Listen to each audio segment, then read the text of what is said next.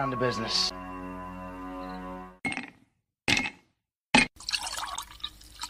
When he drinks, he thinks. That's the nectar of the gods, baby. Hello, everyone, and welcome to the number one liquid-fueled, liquid, lubricated show on the interwebs. This is the Whiskey Musings Broadcast, and I am your host, Rick. Got some strange things going on. Let's hope this isn't giving me a... Let's hope this isn't giving me a precursor or presupposition. Well, I guess I'm just going to have to deal without the audio side of the program that going live. Hopefully this isn't going to give us a presupposition as to something happening, because I sure don't want that to happen again. Oh my gosh. Yeah, a sign. That's right. A sign. A sign. I don't want it to be a sign. Speaking of signs, there's some signs that happened today that were kind of curious, and I've got a few of those. Plus, I also have a couple of things, a couple of other announcements and things to go on. I got a very interesting constitutional quarter tonight. It's not specifically necessarily on the Constitution itself, like I have been in the past, but it is something, a couple of questions that have popped up constitutional-wise in the last few days that I feel should probably be addressed. Also, I have the Down Under dog that I was supposed to give out last week, which of course ended up with my electrical challenges. Let me knock on wood here so that doesn't happen tonight. Okay, so first of all, as always, I need to let everybody know what I'm drinking. Tonight, it is Buffalo Trace, Kentucky Straight Bourbon Whiskey. You know, I never really thought I'd be a bourbon drinker, but turns out a lot of what I drink on here is Kentucky bourbon. So, you know, there we go. Maybe I am in a bourbon attitude and kind of thing. Obviously, I have it in my We the People glass. It's kind of hard for you guys to see that flag, the We the People flag right there. And of course, the special side shot from LuckyShotUSA.com. LuckyShotUSA.com. You can go there and check out their glassware. They do that with a lot. They've got a lot of fun stuff. Oh, Amy over on Rumble, she just popped in. What's the difference between bourbon and whiskey? There's a lot. There's a lot of things that are different in terms of. So I actually did an episode on this once, way back in the day. But basically, there's a bunch of different whiskeys that are out there. And bourbon is a particular type. You know, there's like bourbon, there's rye, there's Scotch, there's even like Japanese whiskeys, there's Canadian blended whiskeys. It all kind of wraps around what is used as the base grain alcohol and how it is actually processed. For an example, the reason why Scotch has a lot of smoky flavor is because they actually smoke the liquor using a peat moss method over there, which is part of the reason why I can't deal with it, because I always feel like I'm drinking either out of an ashtray or I am drinking ashtray. But for an example, rye whiskey obviously is mostly made of rye. In order for it to be considered like a Tennessee whiskey, it actually has to be made in Tennessee. It cannot be made anywhere else. Same thing with if you want to talk about if it's Scotch, it's got to be made in Scotland. If it's Irish, it has to be made in Ireland. If it's a like a Kentucky bourbon, it has to be made in Kentucky. And again, it depends. Like some of the folks in the chat over here on Rumble that popping in, there's corn, there's rye, there's wheat whiskeys, there's all kinds of stuff.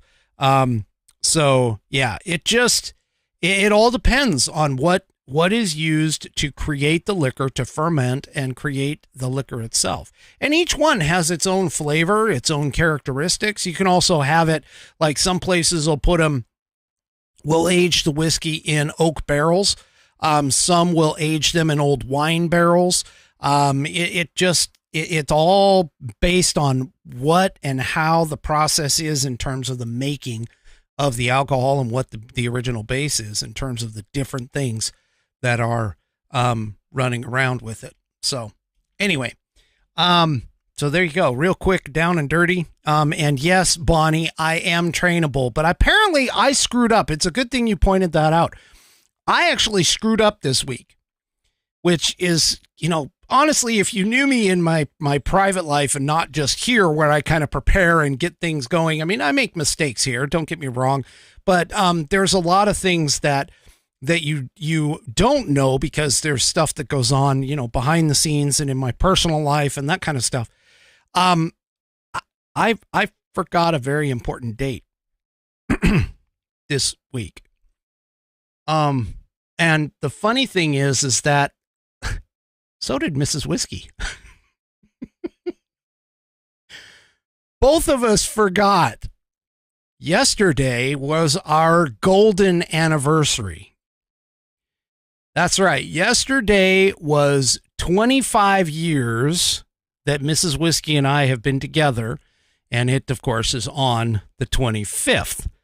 And so, yeah, both of us forgot. She actually went and looked at me because, I was working. But she looked at me and she was working too. And she goes, oh my gosh. She goes, happy anniversary. And I went, happy anniversary. And then I turned around and looked at her and I went, wait a minute. I go, isn't this she goes, this is our 25th. And I went, wait a minute. Isn't this our golden? And she goes, yeah, it is. Oh, so anyway, so the two of us, seriously, both of us forgot, and we didn't even, it was even so bad that the two of us kind of looked at each other and she was like, well, she goes, I guess we'll go out and do something this weekend, not tonight. And my daughter, who is 17, she actually forgot. My daughter and my son also forgot too. So like the whole family forgot. But anyway, my daughter forgot, and she goes, oh my gosh, you guys need to go out. We'll take care of stuff here. We need to take care of it. And, anyway, we ended up staying at home, and my daughter cooked us dinner, and for the celebration. But our biggest thing is coming out. We're going to go out this either Friday or Saturday night. Well, not Saturday night, because Saturday night, obviously, I'm here. But anyway, yeah. And what's really funny is that my wife went and she keeps swearing up and down. She's like, oh, I'll never forget. And then she went and put our anniversary in my ring on the inside, and she always asks me to pull it out and show her for our date. So I remember our date pretty well. It's just time got away from us this week, and the last couple weeks have actually been pretty busy for me, and both at work and personal. So yeah. Anyway, that I can't believe that. I just cannot believe that we did. We totally, the entire family just spaced. My mother didn't, though. My mother didn't, which, by the way, I don't know. Maybe if she pops in, I might be able to tell you. She was actually in the chat last Saturday, and I didn't even realize it.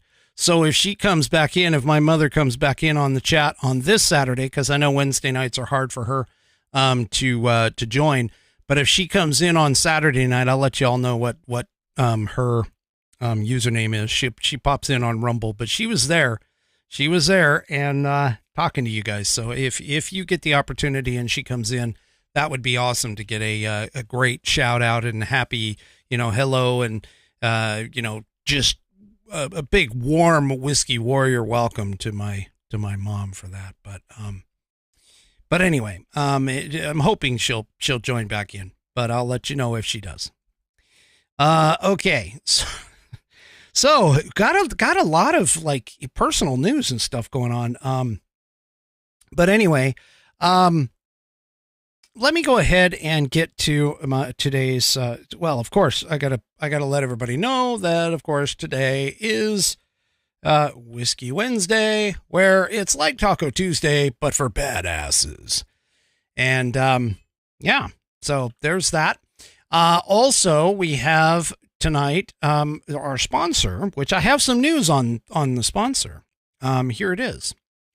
It's True Grit Roots Network. True Grit Roots Network, TGRN, champions independent artists while paying respect to the pioneers who shaped modern roots music featuring outlaw country, blues, and rock with a unique twist of urban that is carefully selected and purposely put together. We are the radio highway that connects the back roads, highways, and city streets to your favorite dance hall, roadhouse, and juke joint. TGRN provides original, exclusive programming and interviews that are produced and hosted by our own team of DJs, hosts, and personalities. Find us on the web at tgrn.net to download our app in the App Store and from Google Play. Alternatively, you can find us in the Live 365 catalog of digital radio stations and through the Live 365 app as well. Now, let me explain to you what is happening. So, True Grit Roots Network, TGRN, which I am a partial owner in, full disclosure. We are reorganizing a little bit as to what we've got going on. So, on September 5th, you will find that the standard TGRN channel will be 100% blues. Right now, it's still kind of playing a mix of the country and the rock and the blues and stuff like that. But we have a bunch of new DJs, I'll call them, hosts, coming in. They've been training over the last week. I've got one more training for tomorrow night to train them on how to do the software that we use and everything else. But we will be breaking into genres, and so eventually we'll be adding like a country channel and a rock channel, but we're going to focus on the blues first because that's the core and center of our programming for the most part. So what we are going to do is on September 5th, you will find a brand new lineup with a whole bunch of new shows, new DJs, and some awesome music, some brand new music coming in for that. And so that is coming up here soon, and I've been working furiously in the background with, of course, our new program manager for the channel, and some other things as well. But I was finally given the go-ahead to start talking about it. Most of the DJs will start spreading it around. You'll probably see it on some of my social media as well, with us talking about it. And of course, you can follow TGRN as well, on the social media outlets. Okay, to finish this up, breaking boundaries for Authentic Roots Radio, True Grit Roots Network, TGRN.net, Austin, Texas. All right. So let's go ahead and start with a couple of things happened today, which, I mean, let's face it, it was kind of a bit of a surprise. So here's the first thing. Hunter Biden obviously got what was considered to be a sweetheart plea deal. And, just because of the fact that he was special, let's say. He had the right last name. He was going to go to court today, and everyone was expecting that he was going to walk in, he was going to plead guilty, he would get his special plea deal, and that would be it. That would be gone. It would be, that would be it. We wouldn't hear about it again. Everything would be cool and copacetic. Well, somebody threw a frag grenade into that idea, And honestly, it was Hunter Biden's own counsel that did. You got to check this out. Oh, sometimes you just got to laugh. All right. So this from Fox News. Hunter Biden's counsel faces possible sanctions after accusations of lying in the criminal tax case. Okay, let me kind of sum this up really quick.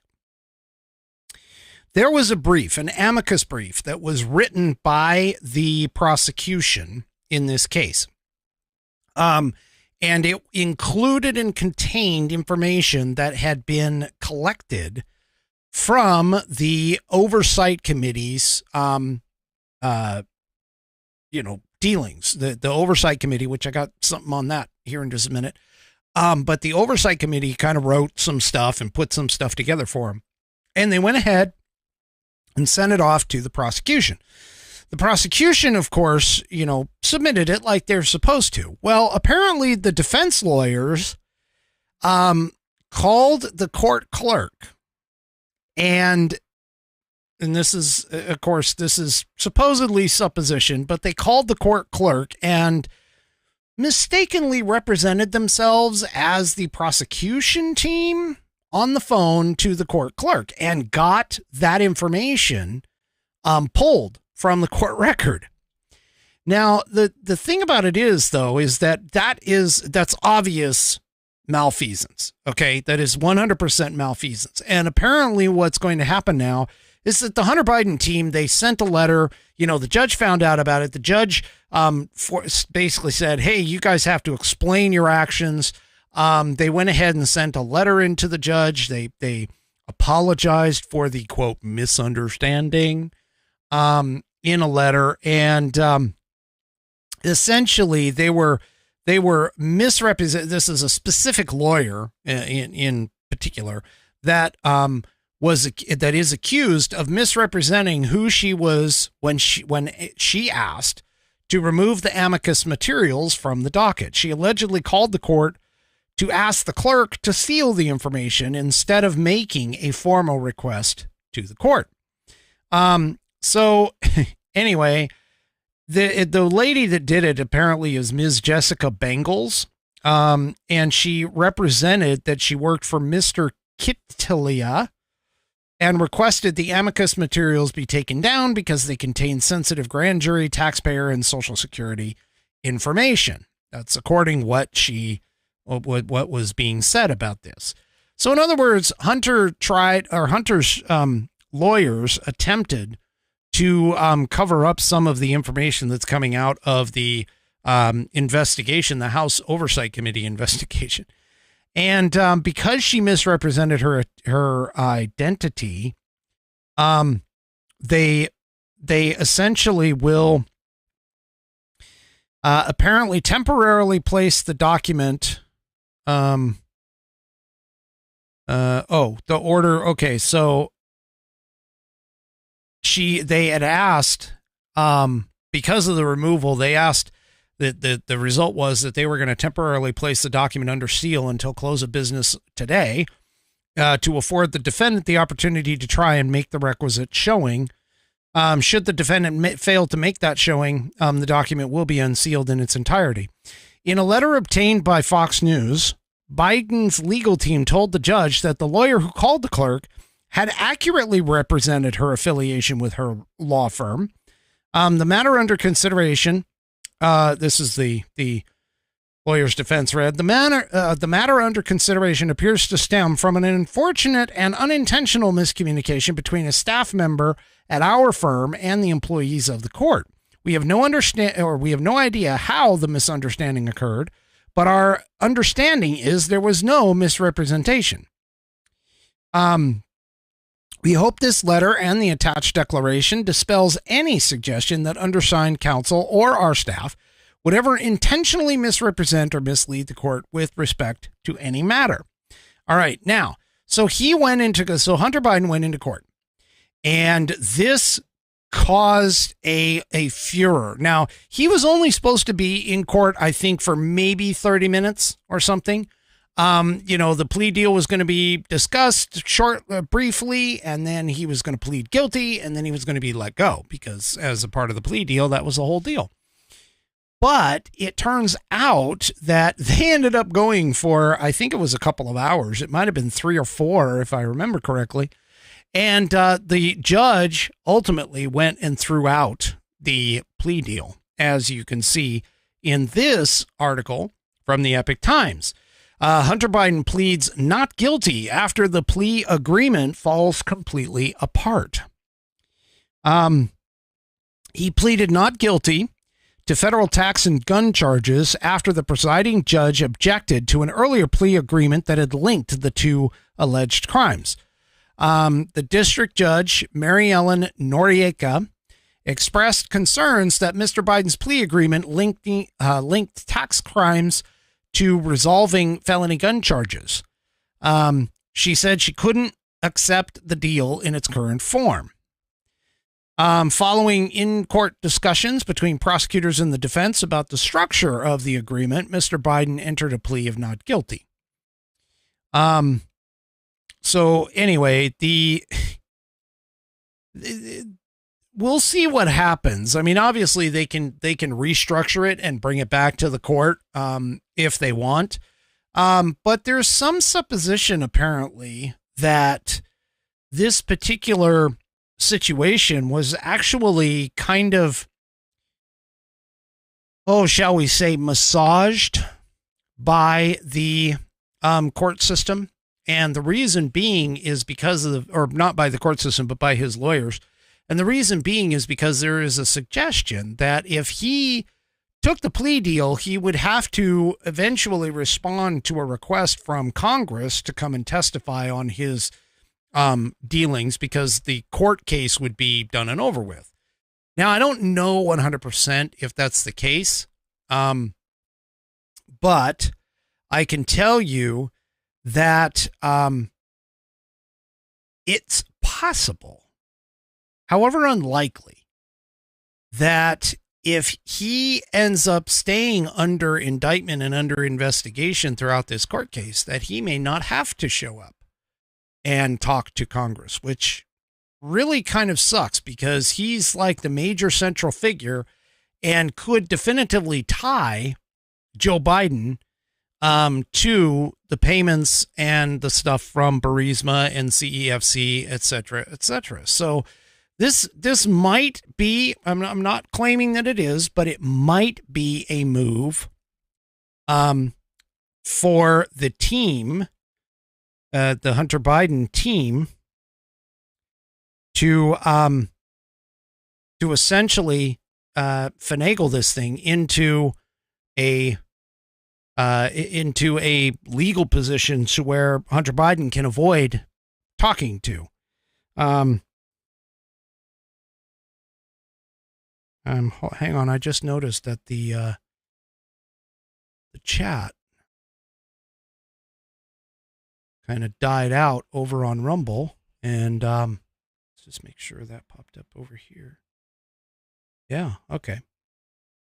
I don't know what happened if Rumble died. Did Rumble die? No, hold on. Out. Let me rephrase. I hope you guys are still. Okay. All right. So the chat apparently froze on me. Ha ha ha. Okay. So you guys could still see me and everything else. Okay. That's good. At least the video didn't die on me. So that was weird. All right. Okay. So Rumble is going just fine. Yeah. We'll just, okay. Live stuff. That's what happens. Okay. All right. Sweet. Yeah, the Rumble chat stopped for just a minute. And it stopped on me too. Okay. So anyway, that's kind of all I really want to talk about in terms of Hunter Biden's court date. Obviously there's some further things that are going to go on, with this particular case that obviously I will try and track and let everybody know. Now, the next big thing, the next big thing that has occurred is that Kevin McCarthy has actually started discussing possible impeachment of Joe Biden, or at least in so much as an impeachment of or an impeachment inquiry. Okay. And so, this impeachment inquiry, and honestly, I mean, when somebody says, "Hey, we're going to do an impeachment inquiry," and we're going to inquire about this, it generally means that you end up having to have essentially an impeachment afterward. If the inquiry starts, it usually goes to impeachment. So the more that McCarthy kind of talks about this, I think the more likely it's going to happen. Now, again, keep in mind, I am not under any circumstances in terms of, I'm not under any disillusionment. I'm not, I don't believe this will actually even go anywhere, because I actually read an article in the Washington Examiner where there's already some Republican senators who didn't really want to comment on the whole idea, talking about McCarthy and the impeachment. And they kind of didn't really comment on it, didn't really jump in and say anything or whatever.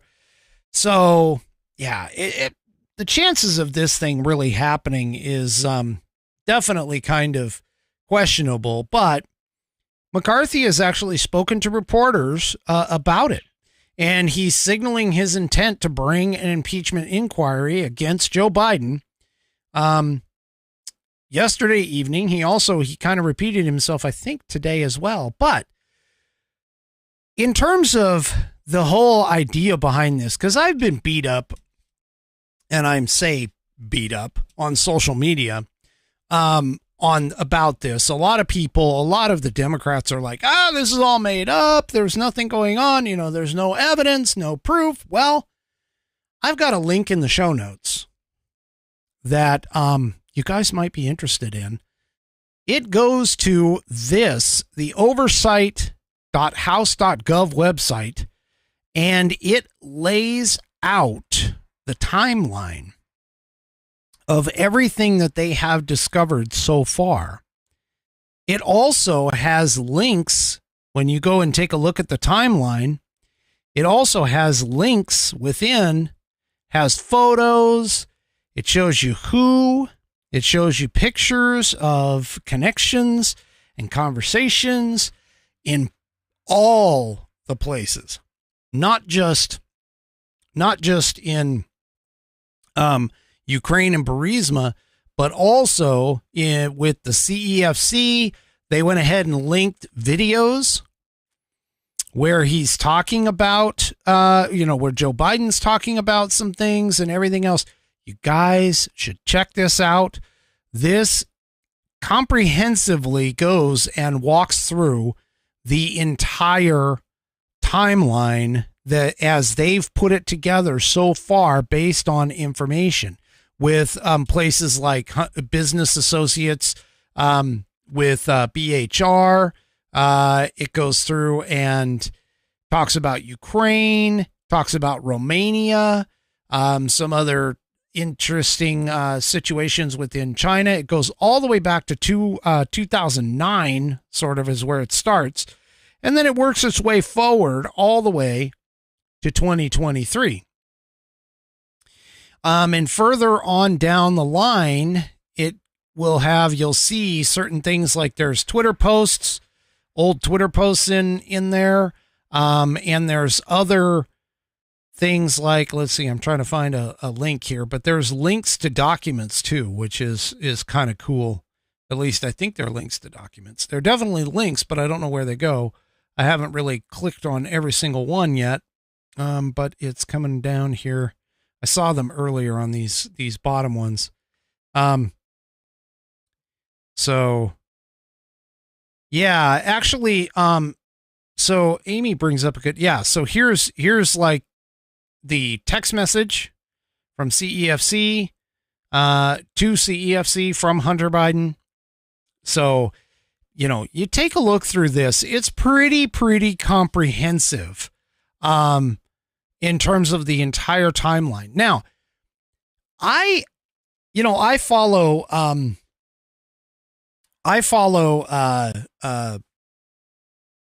Ben Shapiro, and Ben takes a much more, I would say, cautious stance on things like this.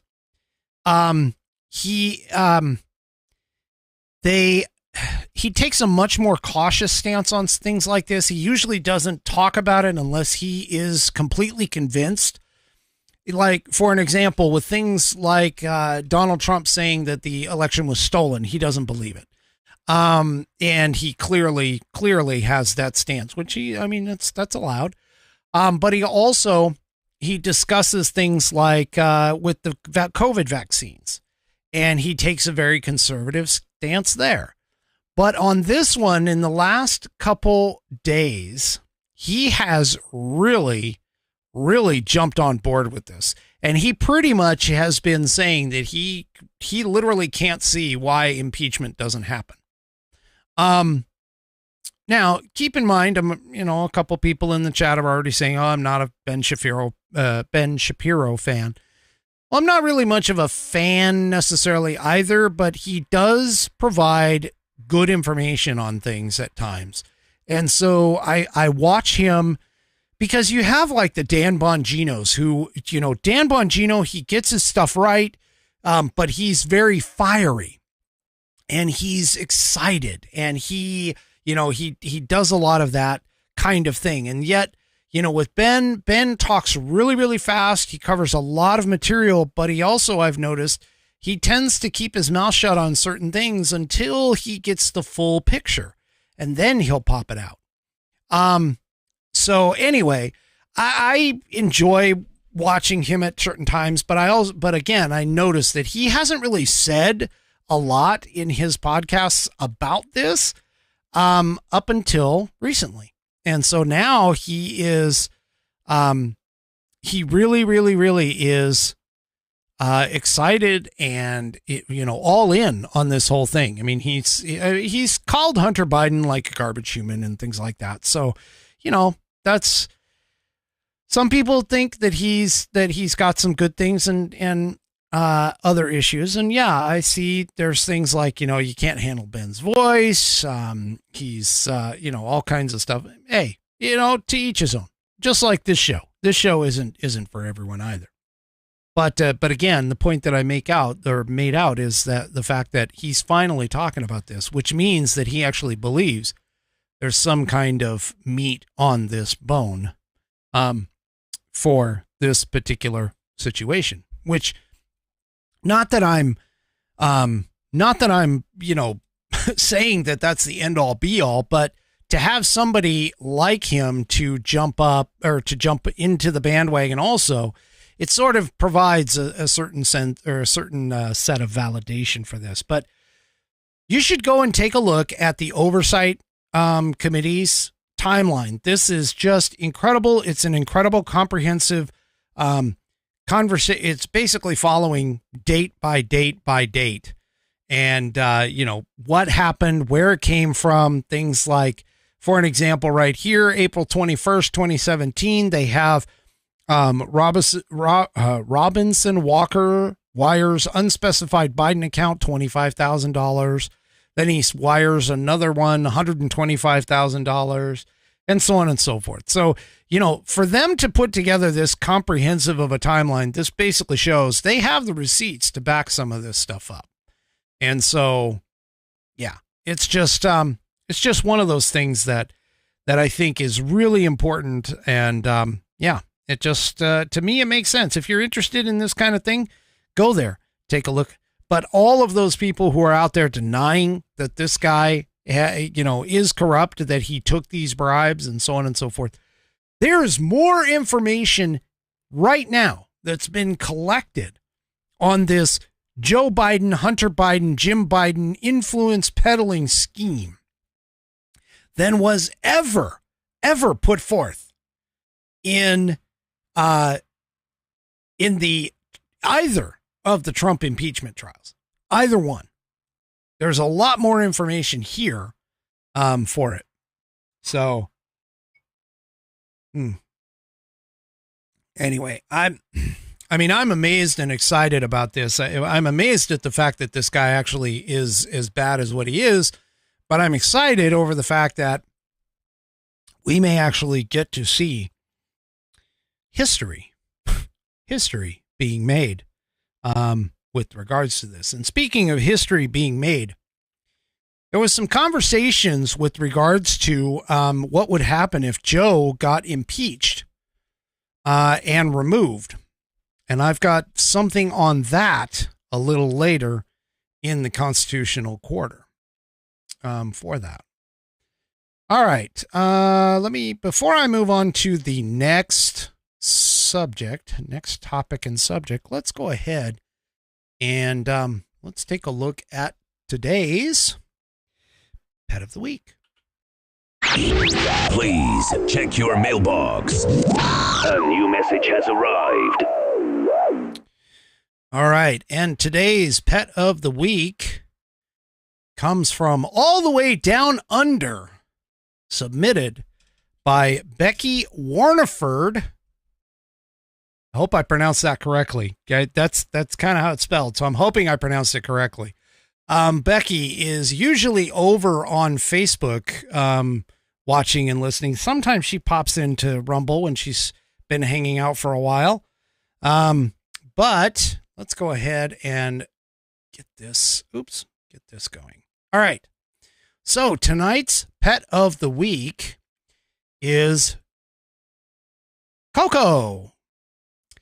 And here's what Becky sent to me. This is Coco, a Maremma, Maremma, Kelpie cross. She's 8 years old.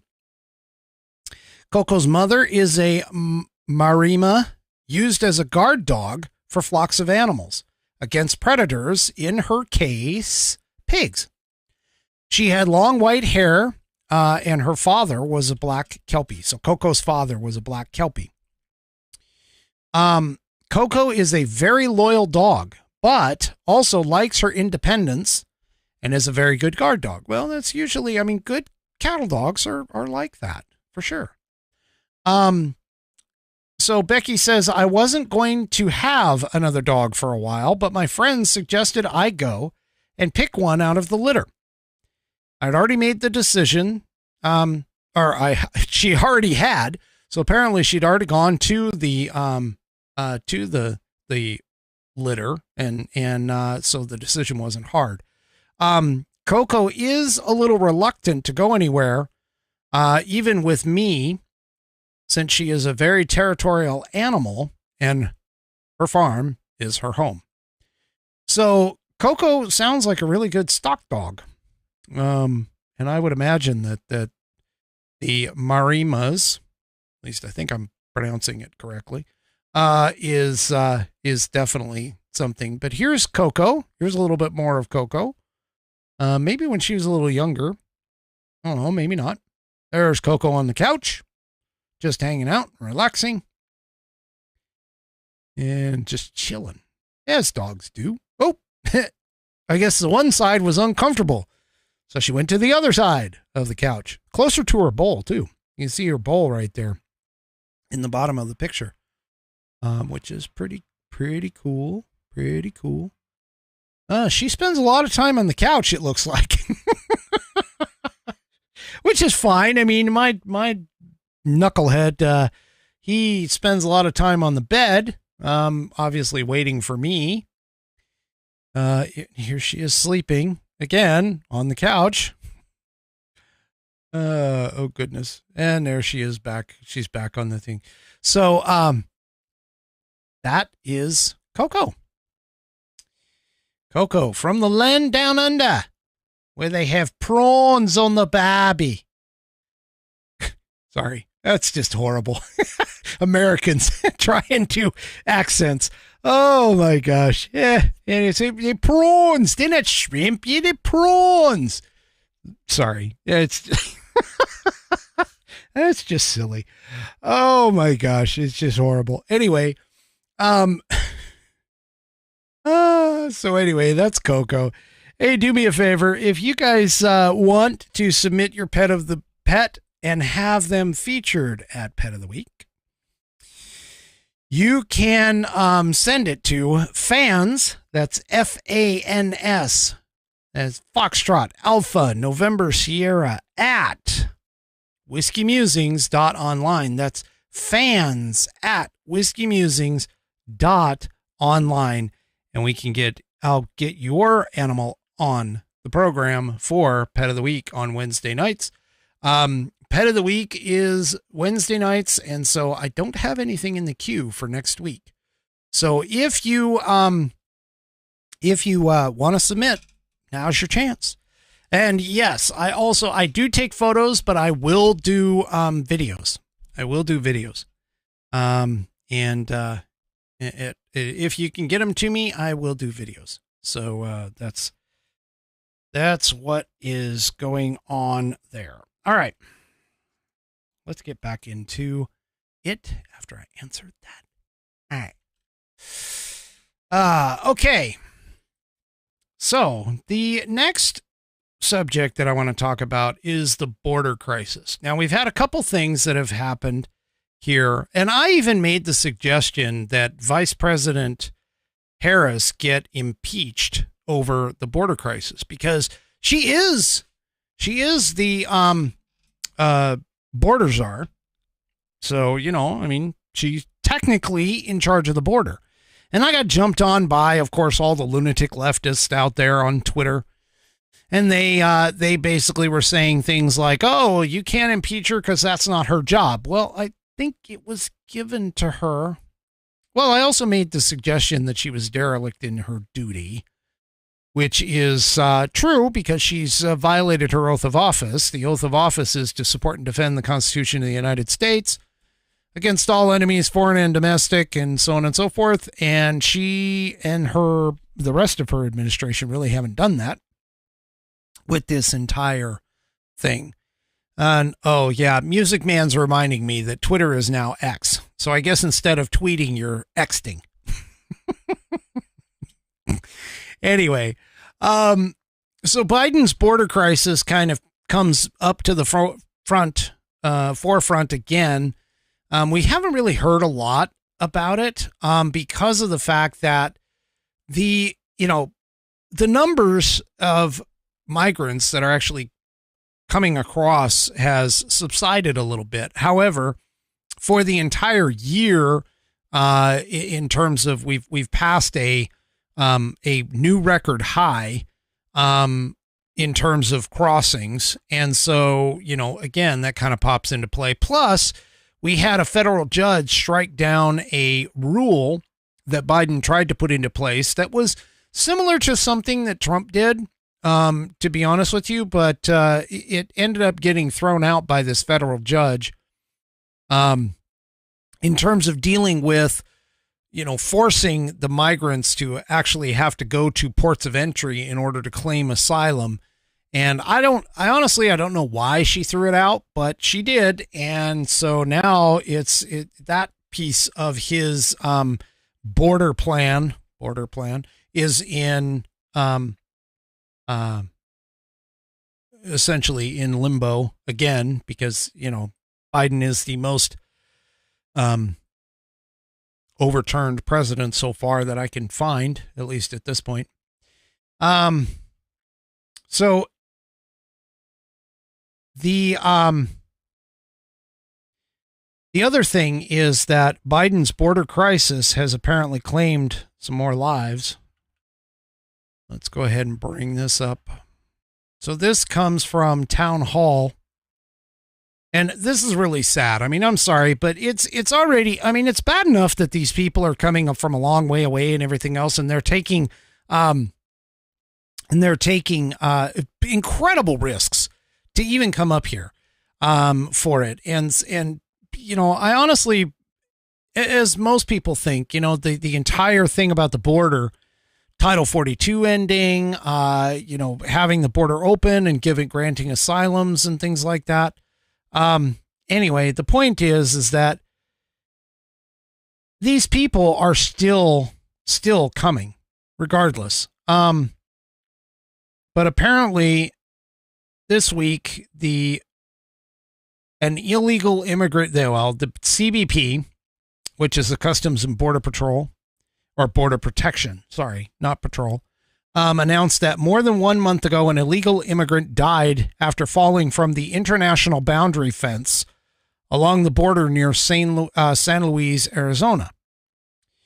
On June 22nd at approximately 11:10 p.m., remote video surveillance system operators observed 4 individuals climbing the secondary international boundary fence near San Luis, Arizona. The Border Patrol agents were dispatched to the area. The remote operator advised one of the individuals had fallen from the fence 2 minutes later. An agent then arrived and arrested one adult male subject north of the secondary fence. Another agent arrived and encountered an adult male, later identified as a citizen of Mexico, lying face down, bleeding from his head on the concrete beneath the international boundary fence. The agent noted the man was unconscious but had a pulse and requested emergency medical services be dispatched to the scene at approximately 11:14 p.m. While rendering aid to the man, a second adult male, later identified as a citizen of Mexico, fell from the boundary fence and sustained injuries to his back and abdomen but remained conscious. That man is currently in stable condition. So these people are coming here and they are risking everything, not only to make the trip. And by risking everything, I'm talking sex abuse, exposure to the elements, the cartels themselves, which will go through and, do whatever it is that they do to you and take as payment. For the women and the kids, I can just imagine how horrific this actually is. But even climbing the fence and trying to get over or even risking like crossing the Rio Grande River is, it's a dangerous undertaking. And just the idea, I mean, I don't understand why Joe can't just say, look, the border's closed. Anyone who's like caught is immediately deported. We take you to the port of entry and we drop you off and you're done. You can't come back. Something like that. I just don't understand why we can't just say, if you don't cross at a border entry point, you can't come in. I mean, here's the thing. When I took trips into Canada, and even when you go, I mean, God forbid, go to North Korea, for an example. That military member, I'm not sure if he was an army, I think he's an army guy, crossed the border into North Korea and he is in freaking jail right now. Even though he wanted to be there, he was trying to go across to get away from America for whatever reason. And so, yeah, it just, I just don't get it. I don't understand why we can't just say, look, if you don't show up at a port of entry, you're not coming in. You just can't, anyway. Well, the Texas governor, we all know about the floating barrier that the Texas governor has been putting up in order to try, and also the Constantino wire. He, as a part of his operation, tried to put together a protection, because apparently the federal government's not going to do it. And so what Abbott is doing is essentially saying, hey, I need to protect the sovereignty of the state of Texas. And so the governor put out this floating barrier. Now, the floating barrier, yes, it is in the Rio Grande, okay? And yes, it is on an international border. And apparently the Mexican government sent a letter to the American government and said, hey, these, this is not right. We didn't sanction this. And the U.S. Army Corps of Engineers didn't sanction it. And so ultimately what is going to happen here soon is the fact that this will end up in court. Okay, this is going to end up in court because Abbott is claiming that he's doing what the federal government is refusing to do, which he is. But the federal government is now going to sue him because the federal agency's request, the customs or the CBP apparently requested him to remove the floating barrier, and Abbott's not backing down. Well, I got to give this guy a bunch of props. He's got some cojones for sure. But the DOJ requested him to remove the inflatable floating barrier that the state set up in the Rio Grande to repel illegal immigrant crossings, and suggested that he would fight the DOJ in court. This piece is in the Epoch Times. Here's a quote from Governor Abbott. Texas will fully utilize its constitutional authority to deal with the crisis you have caused. Apparently, this was in a letter written to Joe Biden after the DOJ requested the removal of the barrier. Texas will see you in court, Mr. President. Several days ago, the letter notifying Mr. Abbott that the agency would sue the state for allegedly violating federal immigration law. There were reports that the Biden administration gave Texas officials a deadline of July 24th, which expired 2 days ago, and Washington time to commit to removal of the border barrier or face a lawsuit. So here's a picture of the border barrier. And you can kind of see, let me see if I can bring it. Let's see if I can blow it up a little bit for you here. Get it a little bit bigger. So this is the border barrier that they're talking about. And, it's not as though they can get, go downstream or whatever. Basically what this barrier did is they kind of put it in the low spots where you can walk across.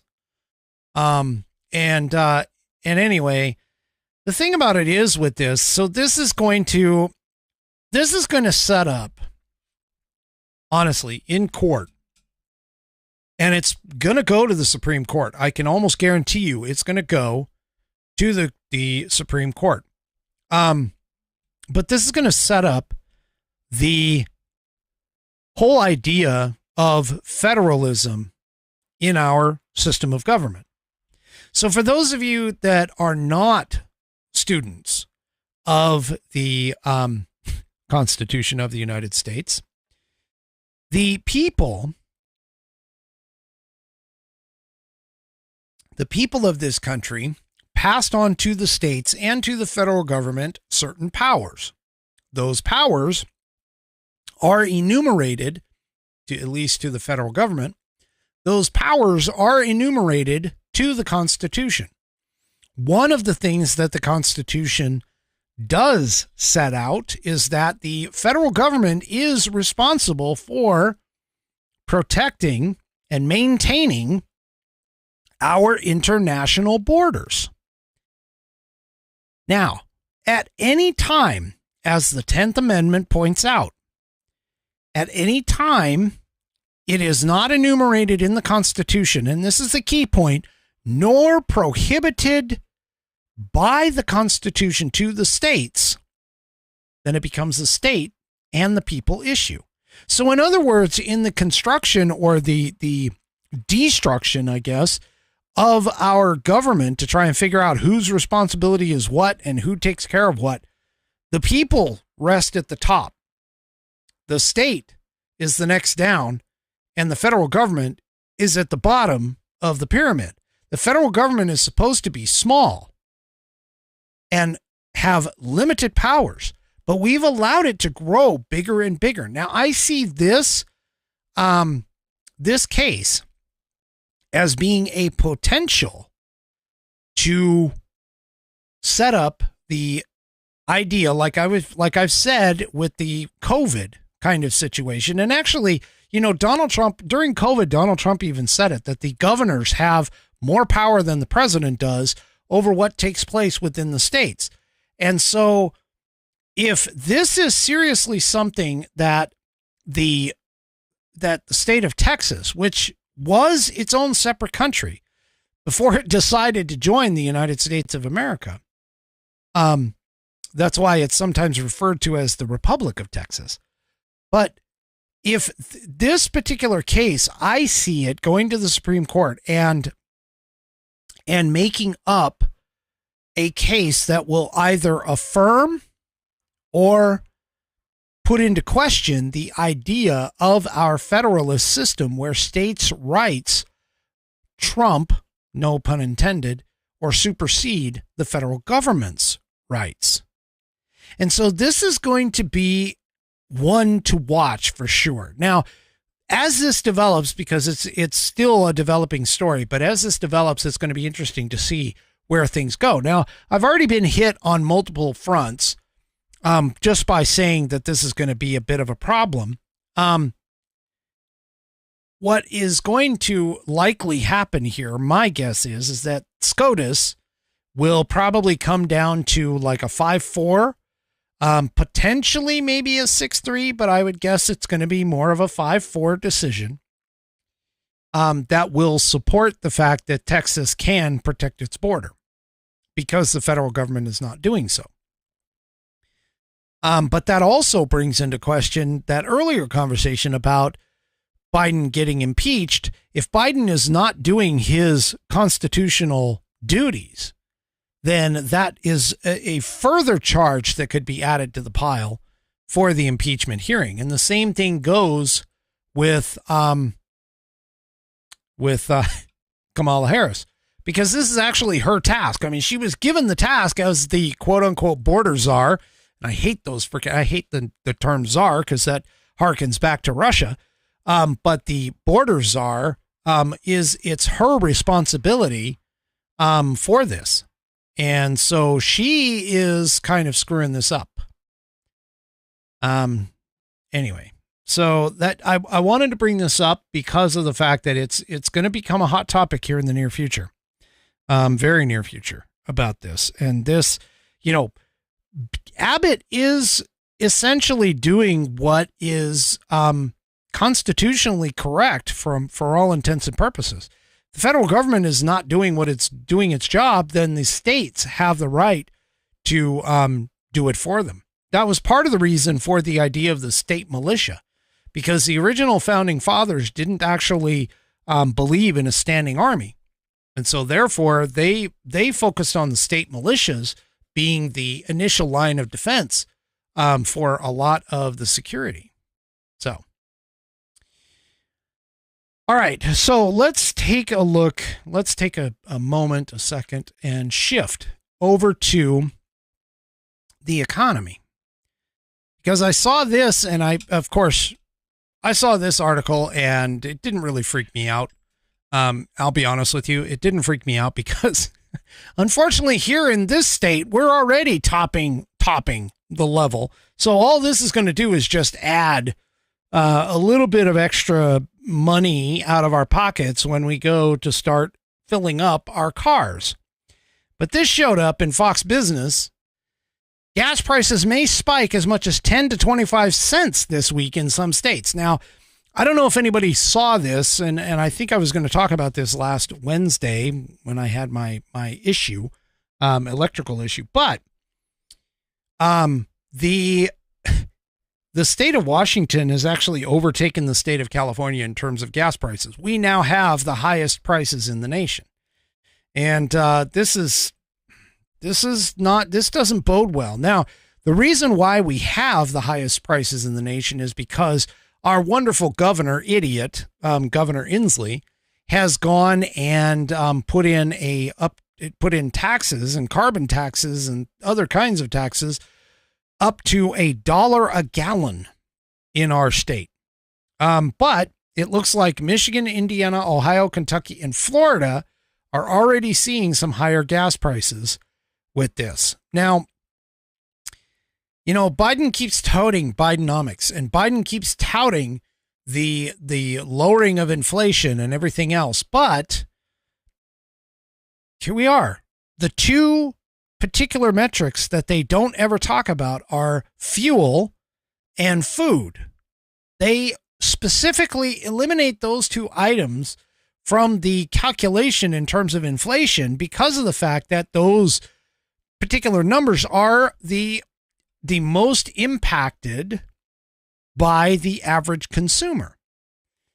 And so gas prices are potentially going to spike this week. They're going to go up. Currently, according to the piece, the average price for a gallon of gas is $3.58 for the week ending July 20th, 3 cents higher than the previous week. And it's 88. Okay. Sorry. Still, it is 88 cents less than a year ago. So in other words, remember a year ago, we had those big old spikes. It's still lower than a year ago, which is exactly what Biden keeps saying. Oh, gas prices are down. Well, they're down from their highs, sure, but they're still higher than what we were paying for gas a while ago. So he keeps trying to take a victory lap, and he keeps failing at it. So anyway, in an interview with Fox Business, DeHaan, who is Patrick DeHaan, has said that both gas and oil have reached their highest points since April. And as you can see, there's the tickers. You're looking at, I think, $70 for United States Oil Fund. So anyway, apparently, it's going to keep going up. Gas prices are going to go up, and we're going to see some oil spike or some gas spikes across the way. I don't want to necessarily get all excited about it, but hey, the Biden administration keeps talking about alternative fuels and alternative fuel sources. Well, check this out. This popped in the Epoch Times. Apparently, the Biden administration is now being sued over alleged harms of biofuel production. So what is biofuel? The EPA's biofuel program, this is from the piece, biofuel program is doing more harm than good by killing endangered species, according to a federal lawsuit against the Biden administration. The lawsuit was filed in mid-July at the D.C. Circuit Court of Appeals by the Center for Biological Diversity, which is challenging the EPA's fuel volume requirements for corn, ethanol, and other biofuels through 2025. The complaint alleges that the EPA failed to fully assess the impacts of the biofuel program on endangered species from land conversion and pesticides and fertilizer used to meet its volume targets. Okay, so really quickly, ethanol is made from corn. And when you talk about ethanol, sometimes I've even had people ask me, they're like, is there a gas station that doesn't have any ethanol? Most of us have, most of the gas pumps that I've seen have like 10% ethanol in them. And it's designed supposedly to reduce carbon emissions for the gasoline engines. That's what it's for. Well, apparently this complaint is attacking the Biden administration because of the fact that they are pushing to add more biofuel to the programs and to the pumps. And it failed. The EPA, of course, failed to assess the impacts of those expanding the biofuel program, which included, of course, creating more land taken up, to create the corn that is used to create the ethanol. Anyway, earlier in July, from the piece, the agency set its 2023 required minimum volume for the transportation sector use at around 15 billion gallons of corn ethanol and just over 5.6 billion gallons for advanced biofuels. The move was part of the new renewable fuel standard, which boosted the amount of biofuels that the U.S. refiners must blend into the nation's fuel supplies while keeping in place lower mandates for homegrown corn-based ethanol. The The CBD alleges that the EPA, in setting its renewable fuel targets, failed to fully comply with the Endangered Species Act by failing to complete consultations with the U.S. Fish and Wildlife Service and National Marine Fisheries Service to address harm to the endangered species and water quality while exacerbating ocean dead zones. So in other words, while trying to protect the environment, they messed up protecting the environment. And that's what this lawsuit is apparently about. So this is really, really kind of interesting. I'm going to have to kind of watch this and see where this thing goes. Because it seems like they literally just can't, they keep cutting off their nose to spite their face for whatever reason. All right. But gasoline isn't the only place where things are going up. According to the CNBC today, according to CNBC today, the Fed went ahead and approved another hike that takes interest rates to its highest level in more than 22 years. So basically what they did is they added a quarter of a point, or what they call 25 basis points, which basically equates to a 0.25% raise in the base interest rate. And so anyway, it's gone from the basis rate, the Fed funds rate, to a target range from 5.25% to 5.5%. And Jerome Powell, the chair, said that the central bank will make data-driven decisions on a meeting-by-meeting basis. So in other words, they're going to keep looking at this because, okay, so really quick, let me just explain. All right. What's going to happen is the Fed is going to keep incrementally raising rates as long as the interest rate stays above 2%. Their target is to bring, inflation rate above 2%. Their target is to bring inflation down to 2% or under. We were at like 1.8% when Biden took over. Okay. And then he ran the inflation rate all the way up to like 9.1. Okay. So this is essentially, and this is what happened during the Reagan era. When we had stagflation, we had some serious problems with the inflation rate. The inflation rate was, somewhere in the 13 to 14% range in some cases. And what Reagan did is Reagan took the inflation, or took the interest rates and ran them up to where the interest rates were sometimes in the 20s at one point toward the end of the 80s. And the reason why he did that was because he wanted to bring down the inflation rate. Well, that entire scenario set us up for low inflation, and a great economy, believe it or not, even though the left is going to argue this, but that set us up for a huge 40-year period of low inflation and fluctuating but still low interest rates. And those of us who lived through that era know that getting a loan at those high rates were just astronomical. I mean, I've had housing loans and things like that at like 6%, 7% interest in my past.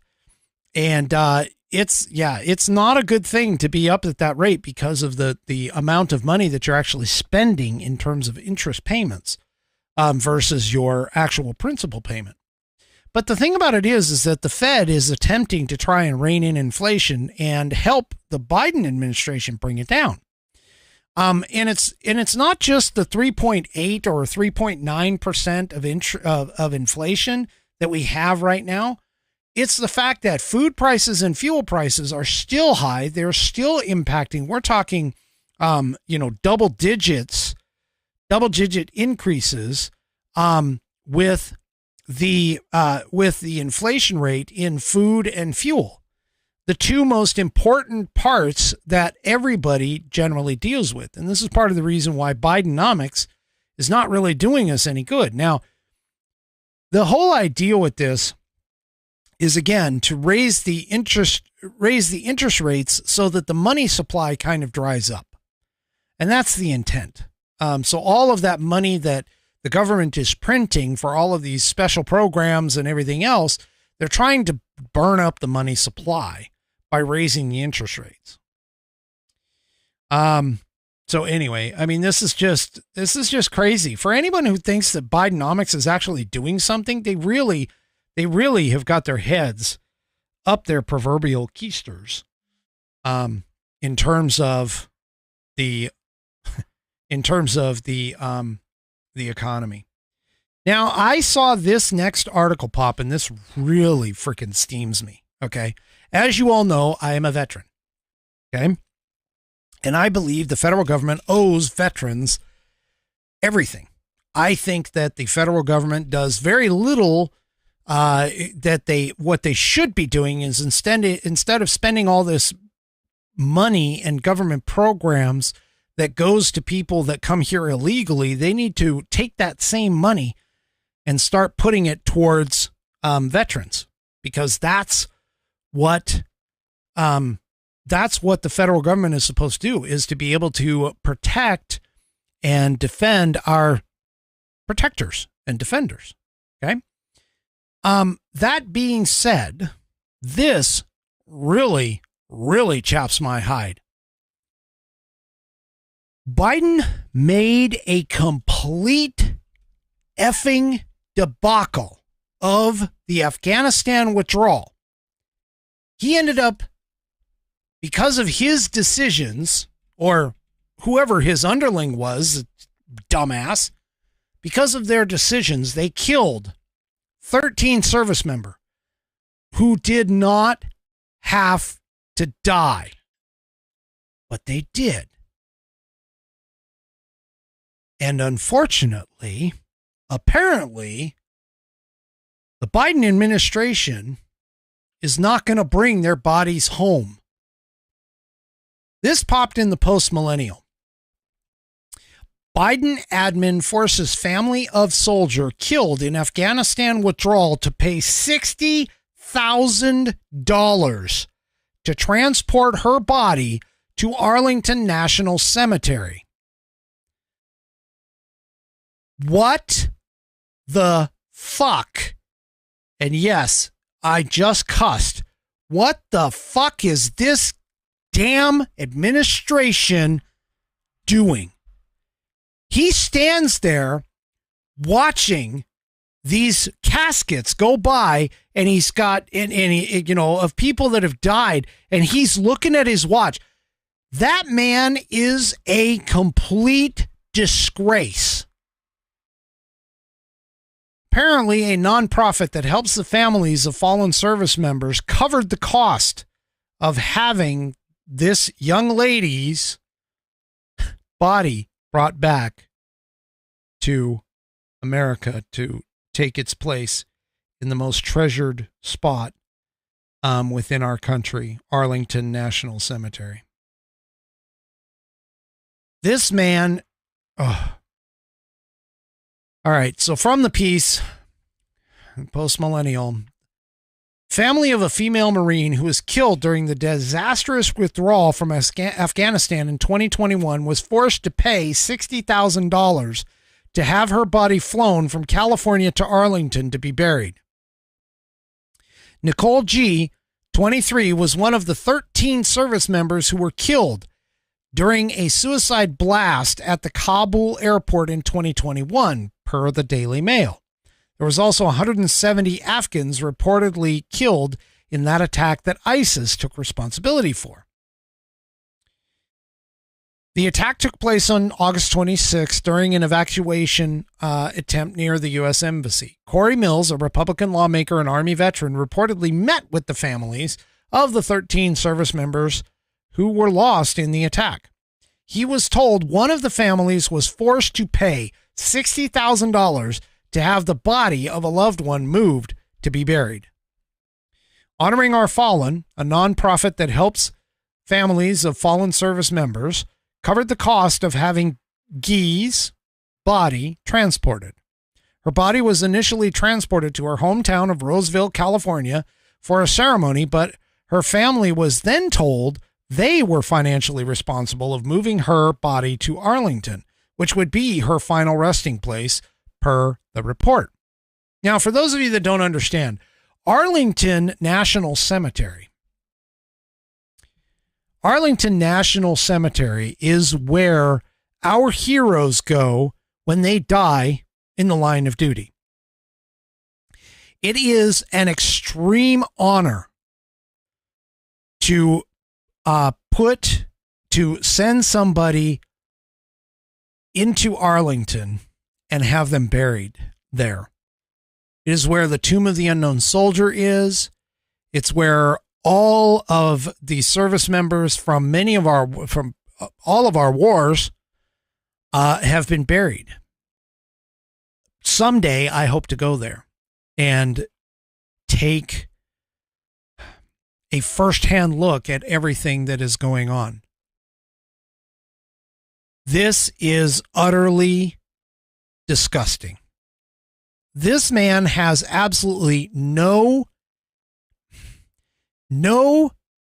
business being in charge of the military if he treats his service members like this.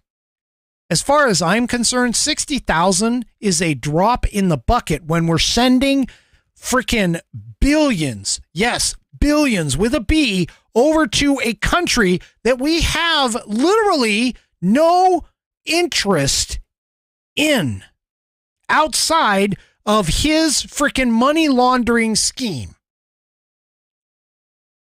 This is ridiculous. This is absolute. If I was president, this damn sure wouldn't happen on my watch. There is absolutely no way this shit would happen on my watch. I cannot imagine, absolutely cannot imagine what that family went through in trying to figure out how to get their daughter, their sister, sent to one of the most sacred resting places on this earth. Our government and the American people owe every single one of these service members everything. I saw this and as if I had any more disgust for this man than I do right now. I mean, I knew the guy was corrupt. I knew he was a jackass. I knew he was senile and everything else. But this kind of thing, this just pisses me off completely. Totally. I can't even, I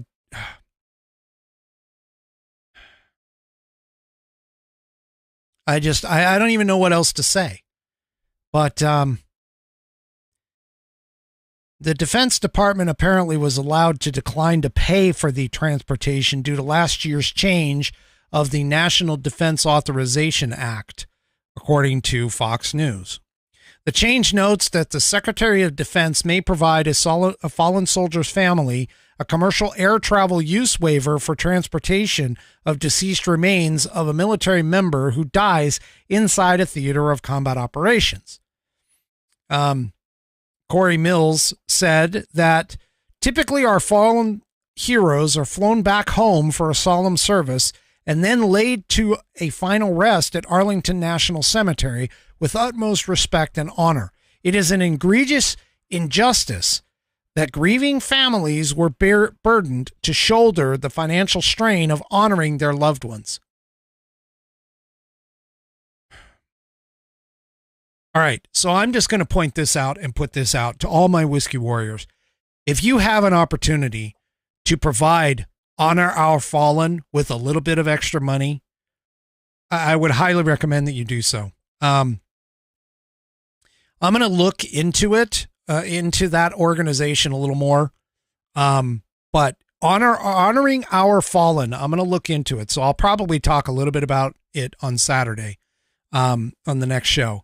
But honoring our fallen is apparently another nonprofit that needs to be helped.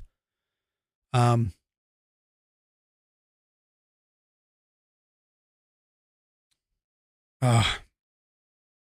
I cannot believe this guy. He is such, I mean, I know Trump never served, but he never would have disrespected our fallen this way. I mean, not saying that we would, this woman would be alive today had Trump been in office. Fucking moron. God, I hate this guy. I'm sorry. I just do. I never met the man, and I absolutely cannot stand someone who sits here and shits on the graves of our fallen. And these people put up their lives. They wrote a check to the United States government up to and including their life. These 13 got that damn check cashed. It's just, just frustrates me to no end. God. So pissed. Anyway. All right. I don't know if you guys saw this. I got to calm down for just a second. We're going to jump off for just a second on this before I get back to the next article. I do want to wish, apparently I'm seeing this in the chat, happy birthday to Z over in Rumble Land. She apparently is 21, and congratulations on your 21st birthday, and I hope that you will enjoy it responsibly, because of course, you know, you can have a little bit, you know, have a drink on, you know, for me, but definitely there you go.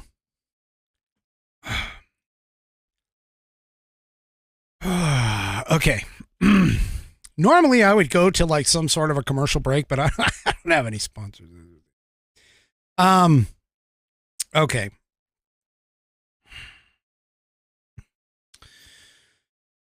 Okay, moving on. This is kind of a little depressing. So I don't know if anybody has seen in the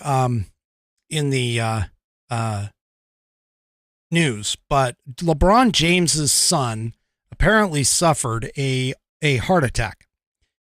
Cardiac arrest, and during some sort of basketball practice or something like that. But anyway, there's been some suggestions because of his age. He was 18, because of his age, and in conjunction with a lot of other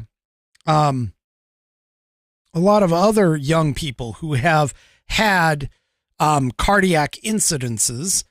This article kind of brings some things into perspective for this.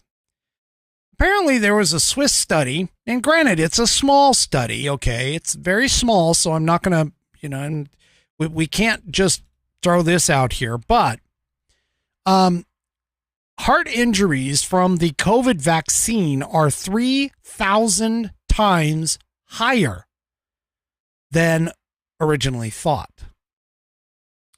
Now, for those of you who have taken the vaccine, all right, I didn't. That was my choice. Okay. You had to make your own choices as to your own particular situation. So those of you who have taken it, the only thing I can say to you is, Lord, I hope that you are not affected by any of the side effects of this. Okay.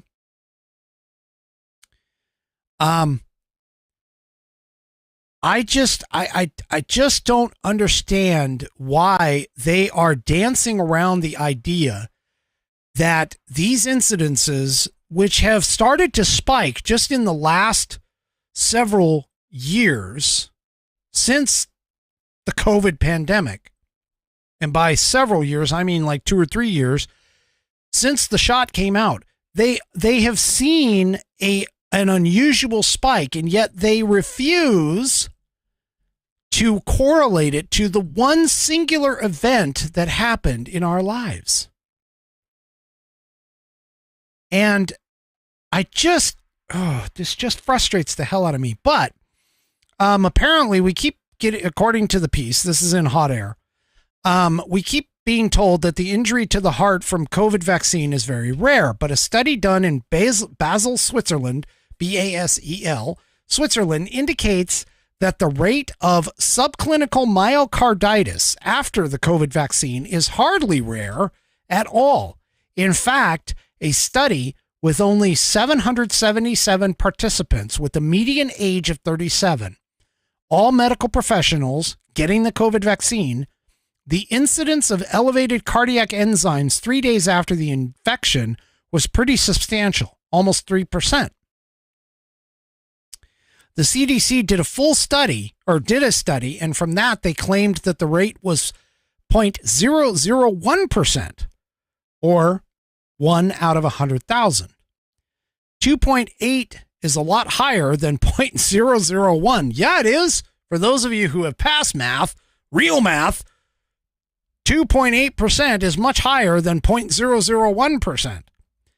And an additional, according to the piece, 0.3 had probable myocarditis, putting the total at over 3%. That is, for those of you who understand math, that is 3,000 times higher than the U.S. government claimed.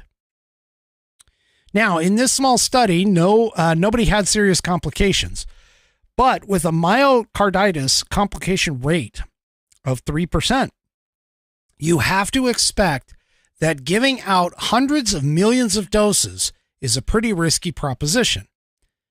I think we knew that already, but this study seems to put a nail in the coffin of vaccine injuries are super rare from the COVID-19 shots.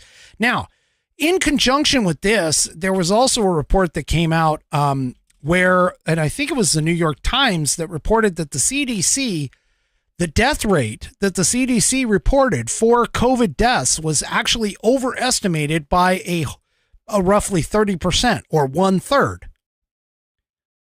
So we literally have no baseline here, folks. We really don't. We have no baseline to work for or to look for this. We have zero baseline to understand the entire and full impact from all of this. Okay. There were so many people who were forced to take the shot that we literally have no idea. If you look at even just watching the news, there is so much evidence that is starting to pile up of issues with this thing, that how the federal government and the mainstream media are totally missing this is completely beyond me. I mean, other than the fact that they want to cover it up and they want it to just go away. But this is just ridiculous. There is so much evidence here that it warrants, just like with the election, there's so many things out there that this warrants a good look at what is going on within this space. All right. I just looked at the time. Obviously, sorry, I took so long on that other article about the service member. But I just noticed the time. So, I think I'm just gonna call it here. I'll do the Constitution quarter at another time, because that's just I'm running out of time here. Anyway, that'll be my final Whiskey Musings thought. Do me a favor, if you enjoy the program and you enjoy what I am bringing to the show, head on over to Rumble, because that's my preferred platform, rumble.com, and sign up for an account. It's free to do so. And do me a favor, follow the Whiskey Musings Broadcast channel over there. Also, if you have a question for Whiskey, I received a couple. I need to read through them, but I received a couple. If you have a question for Whiskey, please go ahead and submit that to fans@whiskeymusings.online, just like you do Pet of the Week. And we will see you guys Saturday, 9 p.m. Eastern, 6 p.m. Pacific, right here on the Whiskey Musings Broadcast. Have a great rest of your week, and we'll see you next time. Good night, everybody. The Whiskey Musings broadcast is produced by Active Eye Media, LLC. All rights reserved.